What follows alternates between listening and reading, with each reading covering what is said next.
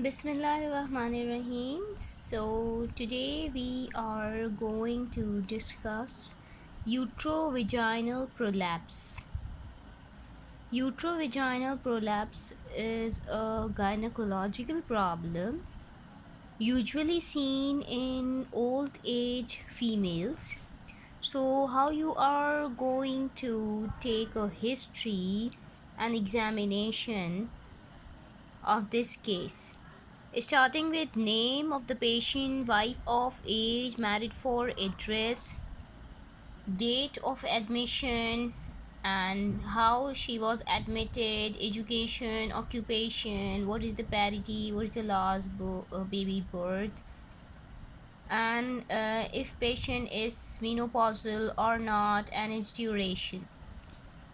So in CC, that is the presenting complaint, you are going to write that in this she presented to us with complaint of a lump coming out of vagina for 10 years and perineal pressure for how many year or how many duration.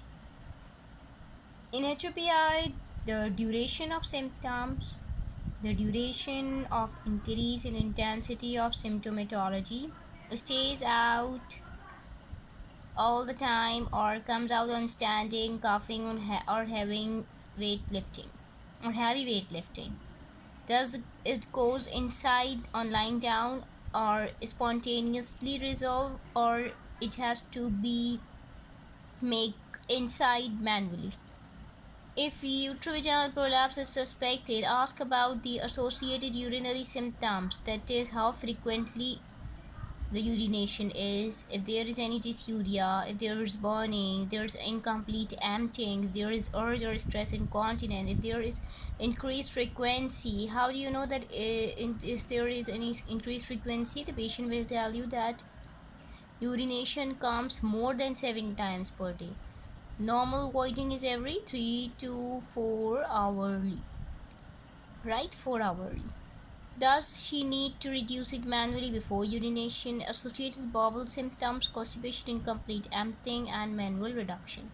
Associated discharge, its duration, history of congestion. You ask for clear, non-foul smelling, or there is any smell, or due to infection like candidiasis. If it's thick, curly, white, associated with pruritus. If it's bacterial vaginosis, it will be milky white without pruritus, and if it is trichomonas vaginalis (TB), then it would be yellow or greenish, foul smelling, associated with pruritus. Also ask about the associated bleeding and spotting, any ulcer. If yes, then also ask about for endometrial CA. Exclude any complications like hydronephrosis, flank pain due to kinking of the ureter, because kinking can occur due to mass pressing upon the ureter.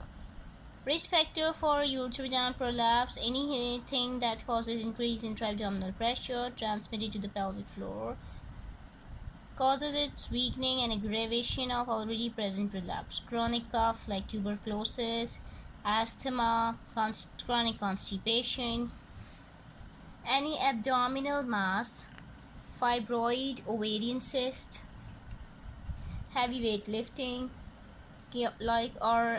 care of a bedridden patient.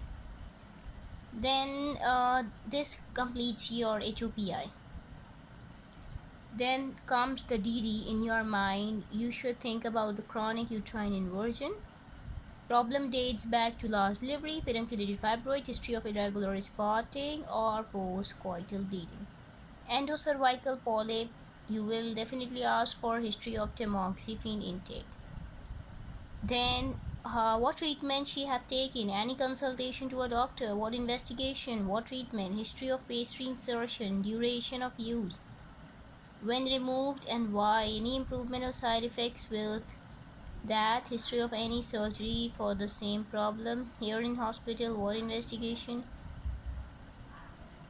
urinary examination, any UTI, any blood test, what is their plan, again pastry or surgery, what surgery, and what are the patient wishes. Yes, patient wishes are very important, you have to ask. Coital frequency, weeks or months, dyspareunia, future coital desires. Gynae history, ask about the history of heavy menstrual bleeding, if there is fibroid.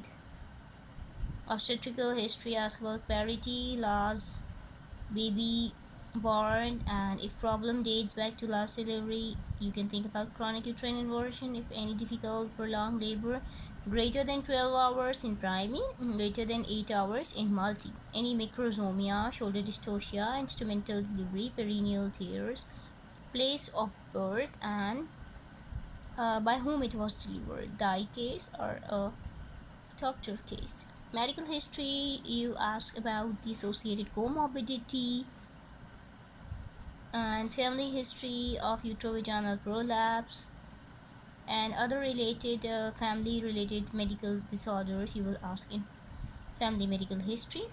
Surgical history, ask for any surgery for same problem or any other surgery. Due to adhesion, second surgery will be difficult technically.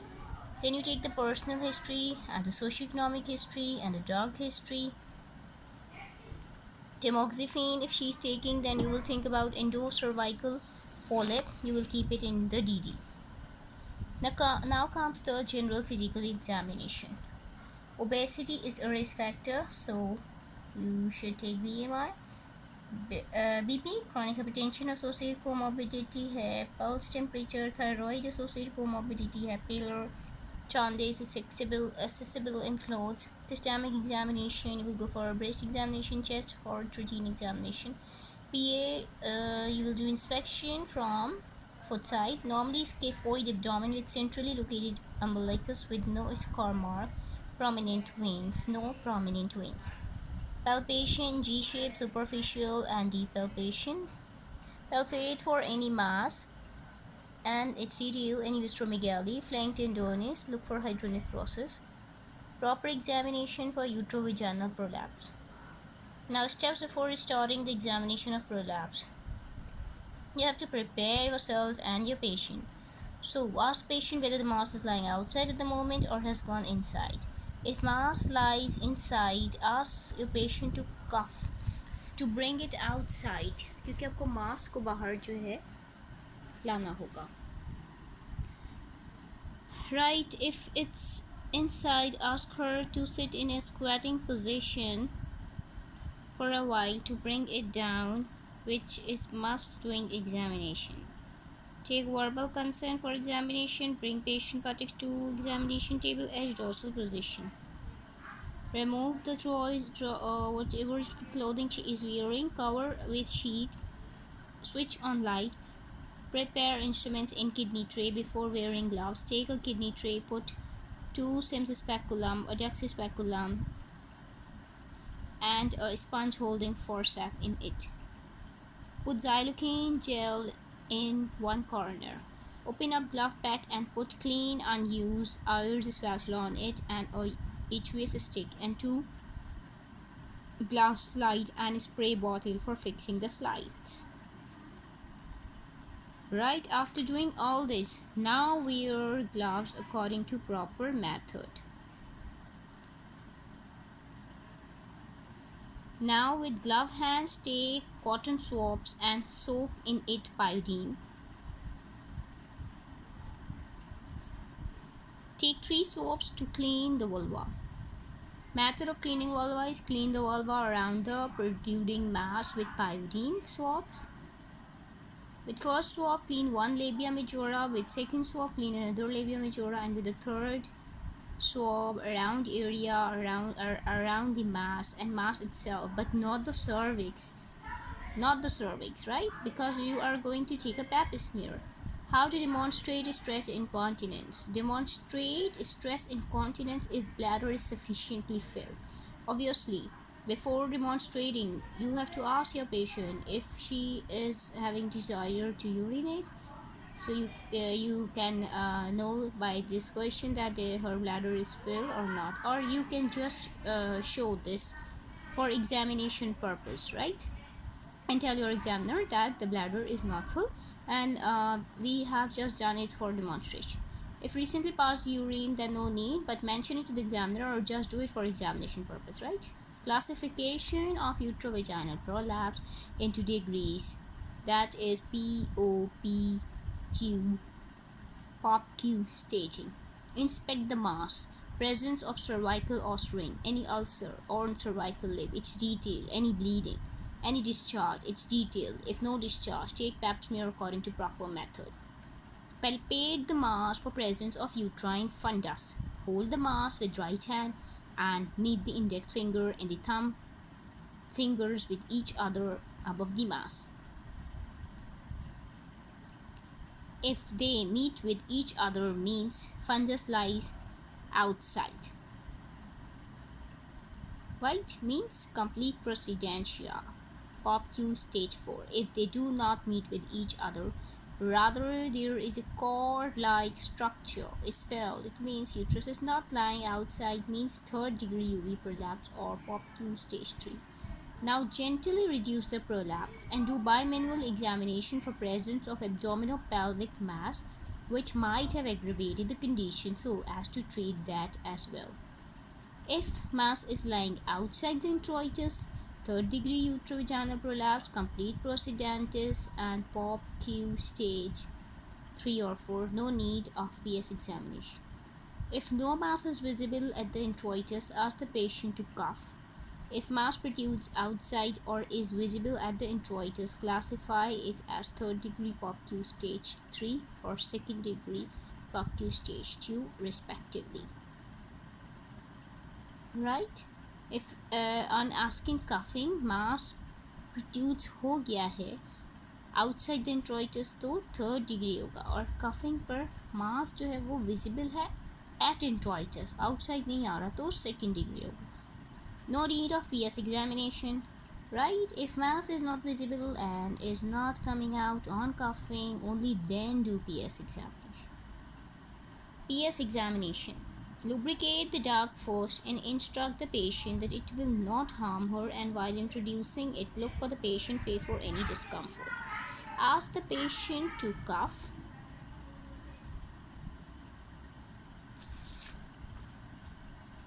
For cervical descent, then when she will cough, the cervical descent will occur. If cervical descent is there but is not visible at the introitus, it's first degree POPQ stage 1. If there is no discharge or bleeding, then take pap smear. Then remove the duct speculum and do bimanual examination with lubricated fingers. Now comes the bimanual examination. Assess uterine size, position, mobility, support. Keep index finger at the level of the ischial spine and ask the patient to cough. Feel if the uterus is coming down below the ischial spine level, means not well supported, that is first degree POPQ stage 1. Then instruct the patient to make Sims position. Sims position, what are you going to instruct your patient? Instruct her to lie on left lateral लिटाना है with lower leg straight and lower arm under the neck and upper leg bent and brought to the chest and upper arm holding away the upper buttock. Place Sims speculum and retax posterior vaginal wall and keep away uterus with sponge holding forceps or another Sims, and ask patient to cough and simultaneously withdraw the Sims and look for any enterocele and rectocele. Now the case discussion. How will you investigate this case? Starting with the baseline, that is the full blood count, blood grouping, urinary examination, urine CS, RBS, and hepatitis profile, that is hepatitis B surface antigen and hep C virus, anti-HCV. Specific tests you will do: abdominopelvic ultrasound. What are you going to see in that? You will see endometrial thickness if patient is complaining of spotting, any abdominal mass if clinically suspected, hydronephrosis if yes, do renal scan and renal function test and intravenous urogram and take urologist opinion. Urodynamics You only do if UTI is excluded and there is mixed urinary symptoms, that is stress plus urge incontinence. Do subtracted cystometry only. In pre-op workup, we all know we do chest, X-ray chest examination and ECG. Now comes the management. In the management, you are going to tell your patient that we have two options. Actually, she have two options. One is the conservative and the other one is surgical. In conservative, she has option of pessary, and in surgery there are different procedures. Now for pessary, there are indications for pessary. That is, if the patient is unfit for surgery, if she is unwilling for surgery, if the patient is young who wants more children, and she don't want to go for surgery to conserve her uterus, and if patient is in a stage of pregnancy and purpurian.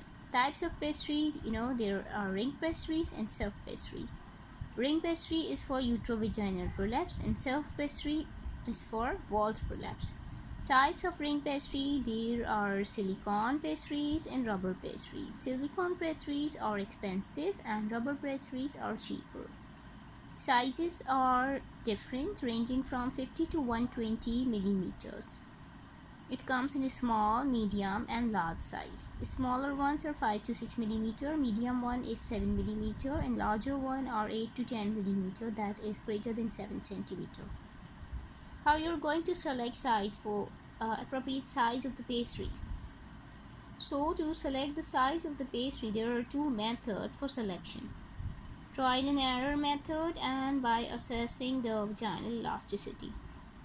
Trial and error method, you will ask the patient to bring all three sizes of the pastry, rubber, cheaper one, that is a small, medium and large, and will insert the one which seems appropriate according to the vaginal wall.